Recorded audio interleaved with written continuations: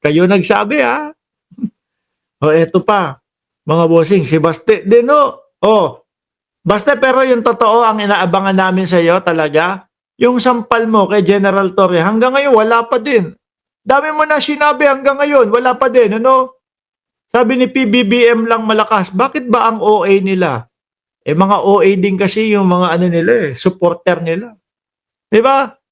Basta ang dami mo na sinabi, yung pagsampal kay General Torre, wala pa din, ha? Inaabangan namin 'yun. Sabi dito, bilang anak ni Rodi Duterte, I will look for a way and I will fight for him back in the Philippines. Yun pala yung dahilan, yung pagtayo nila ng entablado sa harap ng ICC para mapauwi at mapabalik pala si dating Pangulong Duterte. Ano, kaya naman pala sila may entablado doon. Baste. Sorry. Alam ko yung hinagpis, alam ko yung sakit, no? Na ang tatay mo ay makulong. Na ang tatay mo ay nasa loob. Masakit ho talaga, mga kababayan. Masakit. Kaya lang po, mga bossing, dun sa mga nakita natin, masyado po silang lumagpas eh. No? Masyado po nilang naabuso yung kanilang kapangyarihan, mga kababayan. Yung tipo bang wala nang isip-isip, basta ito gagawin natin, basta tongkang. O, yung wala nang isip-isip, buyuhin mo yan, naman laban. Biruin nyo yun? Hindi nyo pwedeng sabihin na fake news yun. Dahil galing yun mismo kay dating Pangulong Duterte nung siya ay nandoon sa Senado. Di ba? At saka malabo, basta malabo talaga eh. Mahirap. No? Mahirap mapabalik si dating Pangulong Duterte. Napakahirap. Bakit? Kasi kailangan talagang tapusin. Kailangan talagang tapusin yung kanyang hearing diyan sa ICC. At ang sabi nga, 8 taon hanggang 10 taon tatagal yung hearing diyan sa ICC. Sabi ni Flor Igna, evil kasi di kawawa yan. Pero ako ho, mga bossing, yung paglagak kay dating Pangulong Duterte, doon mismo sa loob ng ICC, para ho sa akin, mas okay pa hong nandyan yung matanda. No? Lalo na ho nung panahon ng eleksyon, mga kababayan. Grabe, yung panahon ho ng eleksyon, mga bossing, sobra. Malamang po araw-araw kasama nila sa pangangampanya ang dating Pangulong Duterte. Matanda na ho, 80 na. Hindi na ho masaya sa mga ganyang pangangampanya yan. Ang gusto ng mga matatanda, nasa loob na lang ng bahay, namamahinga. Mabigat na din po ang katawan, mabagal na din pong mga maglakad dyan. Ang gusto na lang niya, nakatutok sa telebisyon. Pero kung nasa Pilipinas ho yan, nako, karag-karag yan nila Robin Padilla. Hanggang sa huli nga ho eh. Di ba? Hanggang sa huli ho, mga kababayan, pati doon sa Hong Kong, nag-i-explain, matanda na. Ilang minutong nag-i-explain, 45 minutos na nag-i-explain, nakatayo. Buong-buo yung salita, diretsong-diretso yung salita. Pero pagdating ho doon sa ICC, mga kababayan, ewan ko kung ano nangyari. Medyo bumagal po yung salita eh. Para pong biglang parang biglang may birthday party ng 3 taong gulang na bata. Tapos biglang nakisali doon sa palaro. No? Pahabaan tayo, nabigkasin ang pangalan. Parang naging ganun ho.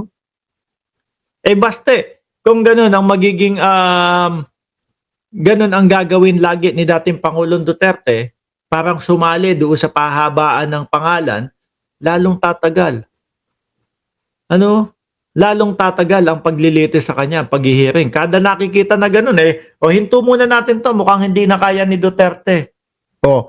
Ituloy na lang natin to sa susunod na 6 na buwan. Aroy ko po. Naubos yung panahon, umabot ng 8 hanggang 10 taon. Ang dating Pangulo ho, mga kababayan. 'Di ba? Sa ano lang tayo, sa katotohanan lang ho tayo, mga bossing. Matanda na ho ang dating Pangulong Duterte. Pag umabot pa ng 8 hanggang 10 yung paglilitis na yan, nako, parang nasintensyahan na din po. Kaya dapat ang ginagawa nila, speedy trial yung inuuna nyo. No? Kung gusto mo talagang mapalabas ang dating Pangulong Duterte, speedy trial ang i-request ninyo. Eh kaso yung inyong yung inyong lawyer, si Kopman, puro chismis. Napapaligiran daw ho ng mga fake news. Tingnan nyo yung kung ano-ano mga sinasabi.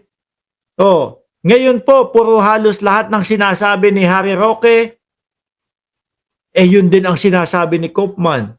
At kumuha pa kayo ng Kopman, mas mahal ang bayad. Ito si Harry Roque nagpipresenta. Ganon din pala ang mga sasabihin niya. Sabi ni Ma'am Rosas, kawawa ang mga magagaling na nasa Senado, madadamay sa pagbasurang mga nandyan para lang sa kanilang agenda. Bakit may mga Pilipino na madaling malinlang ng mga kandidato? Iyon ang mahirap sa kapwa natin Pilipino. Sabi ni Alexander De Quaid, parang na-stroke lang, sir, si dating Pangulong Duterte. Hindi makakatulong sa kanila yon. Sa ICC, wala yung awa-awa. No? Sa ICC, aartehan nila. Hindi na makapagsalita. Walang awa-awa dyan. I-check nila yan. Bakit hindi makapagsalita? Wala, umaarte lang po. Sige, tuloy. Ganun lang. No? Tsaka yung sige, tuloy na lang natin to sa susunod na hearing. Si Tebes, nakita nyo, ano agad ang unang banat ni Tebes? Sana po, mabilis. Maging mabilis po yung trial. Sila hindi. Inuuna ho nung abogado o inuuna yung kampo nila i-disqualify yung judge. Akala ho yata Pilipinas, mga kababayan, nauubra yung mga, ayoko to. No, disqualified to. Patanggal mo yan. I-request mo, patanggal yan. Akala Pilipinas. Hindi ho. Wala akong ganyan. ICC ho yan no? So bilang anak ni Rody Duterte, I will look for a way and I will find for him back in the Philippines. Mayor Baste, Vice Mayor ka, no? Baka naman ituon mo lang ang iyong oras sa pagpapabalik at pagpapauwi kay dating Pangulong Duterte. Gaya nung nakikita namin ngayon kay Inday Sara Duterte, nakalimutan na yata ang bansa. So, baka nakakalimutan nyo sa Davao, no? Kakabaha lang, maladagat ang baha. Tapos lahat kayo nandiyan. Ay, nako. Si Mayor Carton, ayun, nasa loob. Si Vice Mayor, ayun, nasa labas naman ng ICC. Ano na ang Davao? Sa bagay, ginusto ho ng mga taga Davao yan